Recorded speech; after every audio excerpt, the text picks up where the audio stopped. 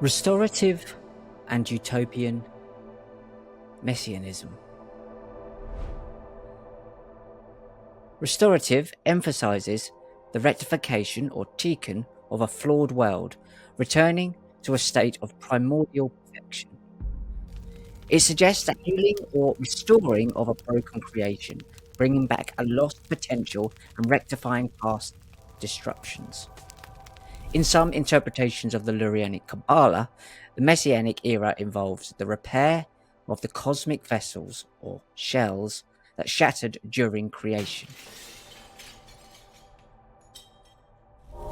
Utopian Messianism looks forward and towards a radically transformed future, a new ideal society that transcends current limitations. It represents a complete break from the present and past, a radical disruption that ushers in a new era of supernatural fulfillment. The utopian vision is a completely ideal society, a goal that serves as a critique of current social structures while aspiring for a better future. So, what we have here is two versions of this messianic outcome and agenda. And what I've come to realize is that someone like Donald Trump, specifically Donald Trump, would be stuck in the middle of these two ideals. So what you've got is on one side, in one ear, in Trump's one ear, he's got two ears, he didn't get the other one blown off, he would have the Chabad lot with the restorative ideology. They want to go back to the golden age of Saturn, how it was when they believe everything was perfect, and for them anyway, not for us. And then on the other side, you have technocrats looking for this utopian future. And really, they both complement each other. But what I'm starting to realize here is that someone like that is stuck in the middle of these two ideals and probably trying to give both what they want in this new version. So you're having the ideology of Chabad, this messianic Sabbatean ideology, which would be first and foremost, because that's the ideology that goes back the furthest. But then on the other side, you have these technocrats that are able to implement this and be the hands that create this in the real world and physically make this happen. And they'll have their own wants of how this utopian golden age will look. You've got two golden ages. So there you have it, caught in the middle, and it's synthesis. They would merge these two worlds. So the repair world of these shattered vessels after the Iron Soft exploded, when it created the room to create this reality. And they want to transfer all those golden sparks back up and repair the world. Tikkun Olam, they call it. You have that element of it with a Chabad lot, restorative. And then you have the utopian lot, and you've got Peter Thiel there, Elon Musk, all the technocrats, Anthony Lewandowski, these guys with their utopian world, this Westworld type feel. And yes, that's the technology meeting this ideology. This is the spiritual and the material meeting together. And someone like Donald Trump will be stuck in the middle of these two, probably trying to please two masters at once. I'm not saying these guys are in charge. Ultimately, they're not. But there are ways of getting this done in the technological age. And they're codependent. Order and chaos. This is everything that they need, but order and chaos are codependent. That means that they depend on each other for their survival. Order is associated with stability, structure, control, and predictability. That's the old world, restorative. Chaos is characterized by disorder, randomness, lack of structure, and unpredictability. This is the new world. This is AI. We don't know how it's going to work out, but we want to steer it in the direction of these other guys. So these two worlds are working together, hand in hand. They might not like each other. I'm sure they probably don't. But they have to share this new world order. And what has just come to me just now is that actually these technocrats from the utopian messianic agenda, part of it, they, at least pretend to be Christian. And then on the other side, you have Judaism. Now, I always think that this Messianic Judaism really is Sabbateanism, using the Jewish faith. Most of people of the Jewish faith, as I've said many times, won't believe in this is they'll believe in the fact that the Messianic age should come about and the prophecy should come about, but this isn't the way to go about it. So these are subsects. Everyone in Silicon Valley isn't in on this, obviously. So they're cults within cults, compartmentalized. So the interplay and duality between these two, and this is chaos magic. Interplay and duality, interdependence, order and chaos are not completely separate, but are interconnected and dependent on each other. One cannot exist without the other. Transformation. Chaos can be the initial state from which order emerges. So you remember, this cult thinks that that's us. We are chaotic and they are the order. They're repairing what we messed up. And you have elements of that in the transhumanist world, on the other side, on the utopian world, that think that they can kind of improve on what humans are with Human 2.0. They do work together perfectly, designed that way. Conversely, order can contain elements of chaos, and chaos can evolve into new forms of order. This is what it is: problem, reaction, solution.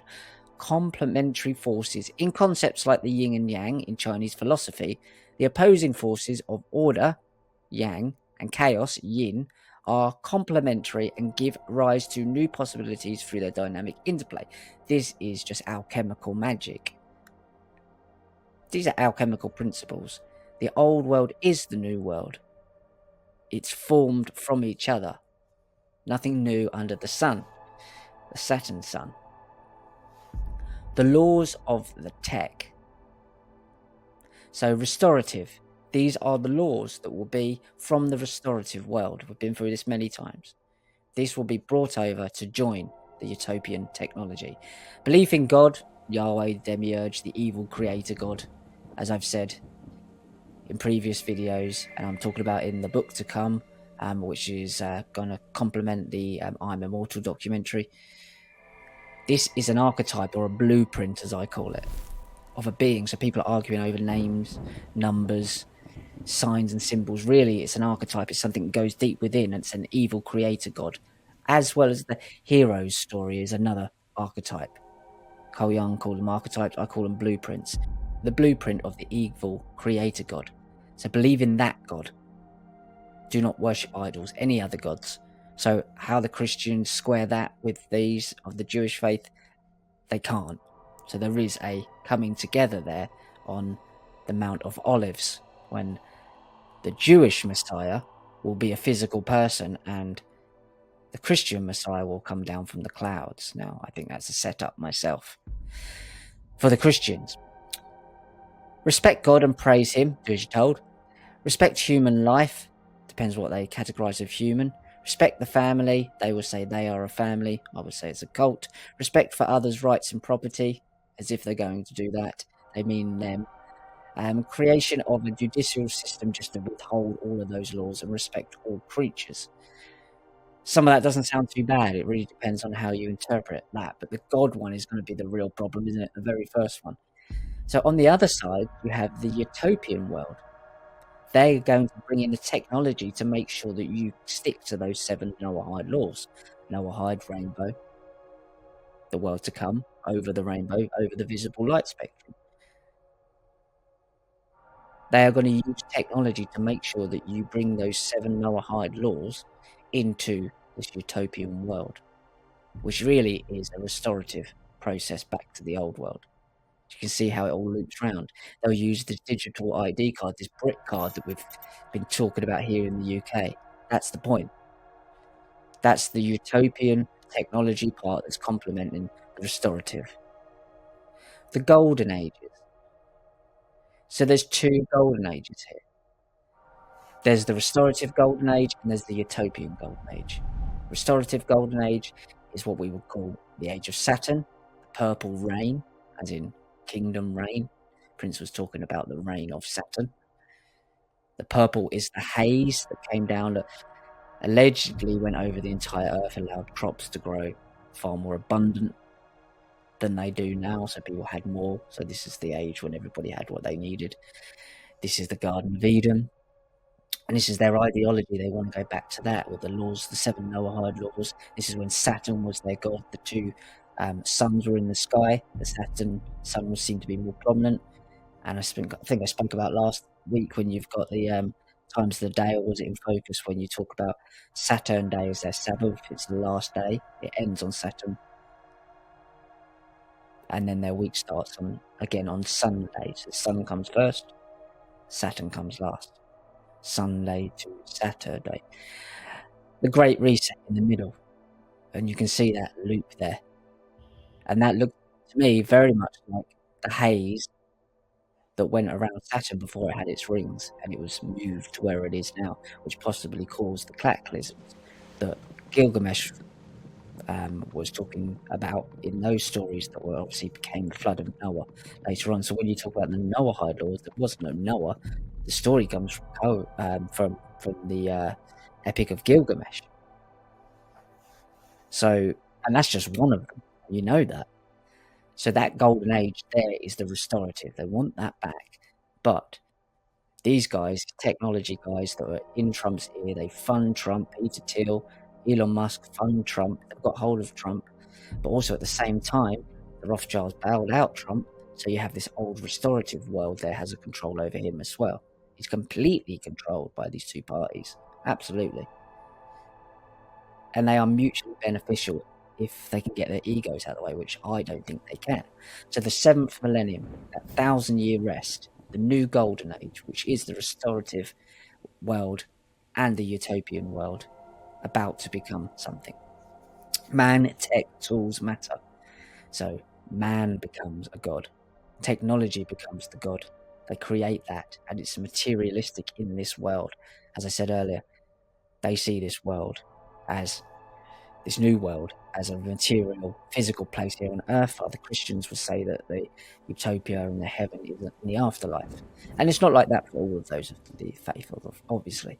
So Donald Trump promises golden age for America in victory speech. Of course he does. But which golden age is he talking about?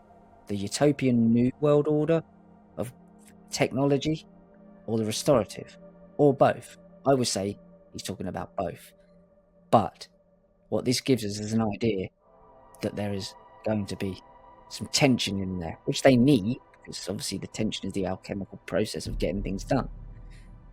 But there will be these Silicon Valley guys going up against these Chabad messianic guys that will go back to the black nobility families and this old school. So it's the old world versus the new world to become something new. This is an alchemical process.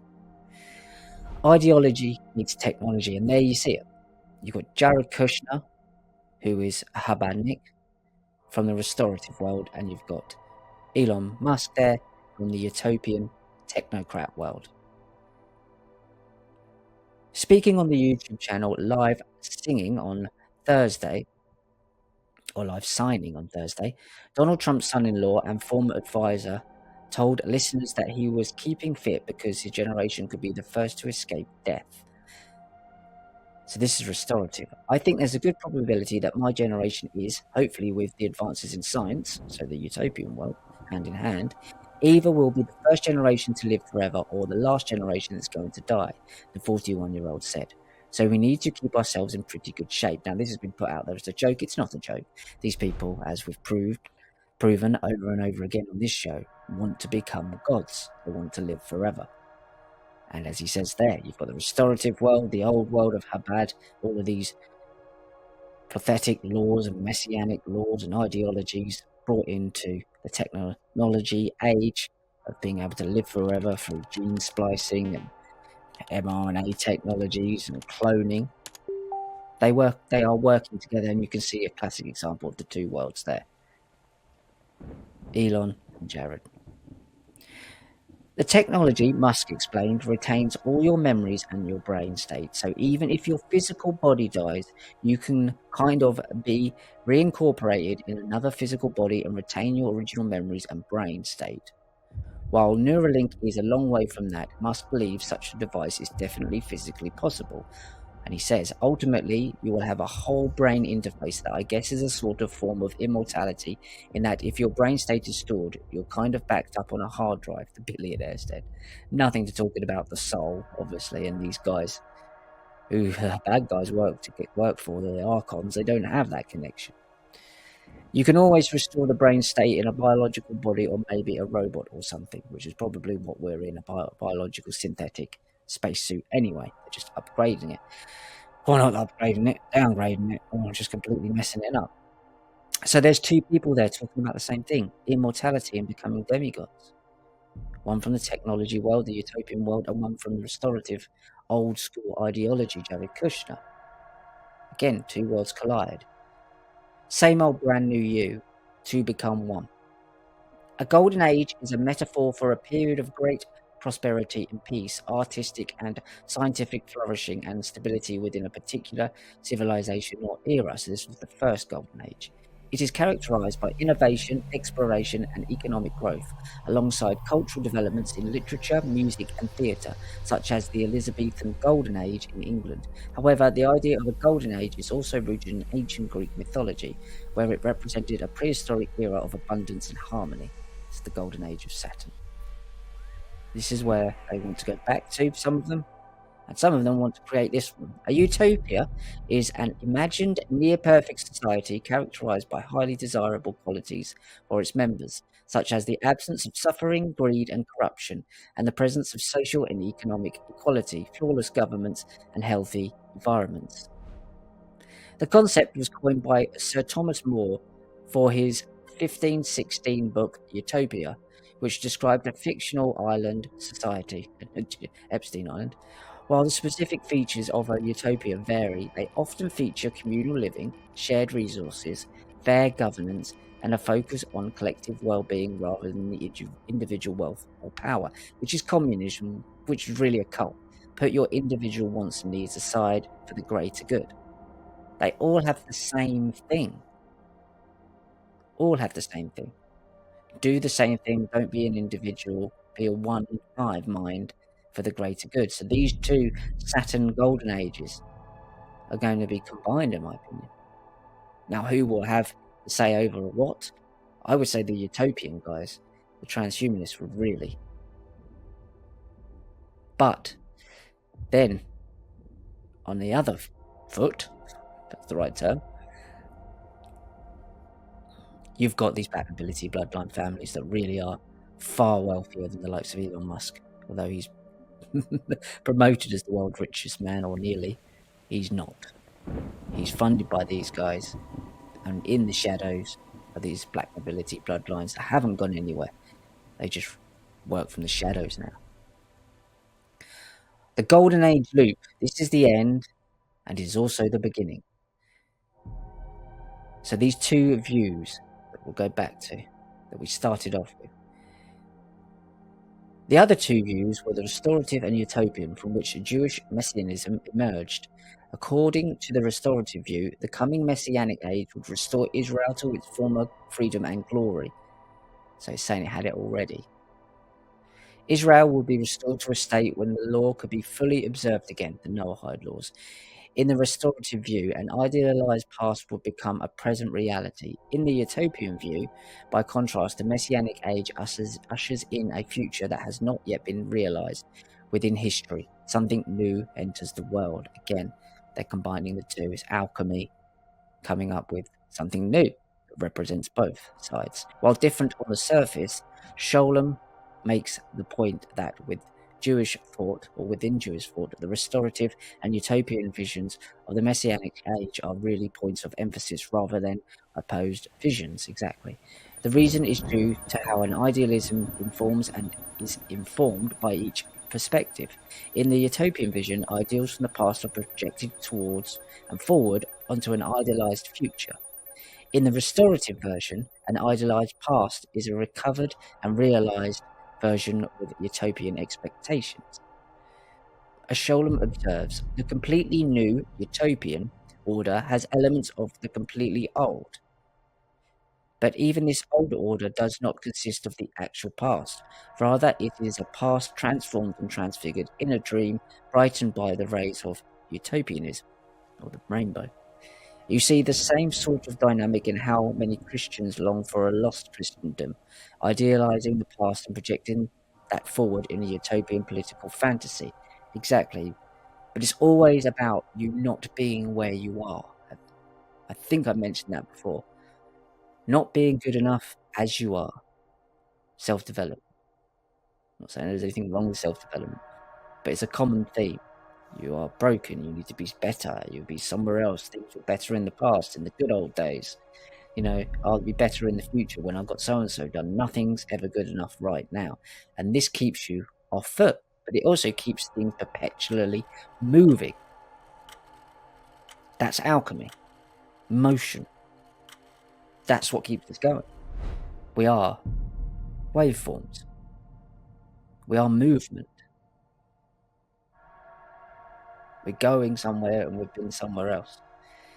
But this always stops you being in the moment and happy as you are right now. Heaven on earth, restorative and utopian. Now, this is where it comes to. At the end of it all, it's heaven on earth. They are combining the two, so above as below. Restorative and utopian will become one thing. Heaven will come down to earth. Now, Schneerson, who was the last Rebbe of, because he was the seventh, and obviously 7 is completion for them, as we said in Focus last week, in terms of this messianic cult. It is 9 in numerology, but for these guys it's 7. He said, our job is not to get to heaven, but to bring heaven down to earth. And there you go. Or drag it forward and combine it with today. It is exactly what they're trying to do right now. And that's puzzled me for a little while, thinking, well, you've got this old world, these bad guys, and you've got these technocrats. And I obviously could see how the technology could be used in that vein.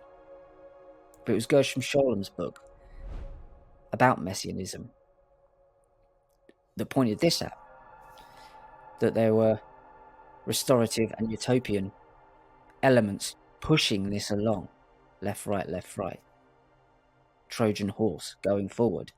And you're going to have all the ideologies of the old golden age, the laws, the gods, the mythologies, policed and set in place by the utopian technology of the transhumanists. And that's where we are today.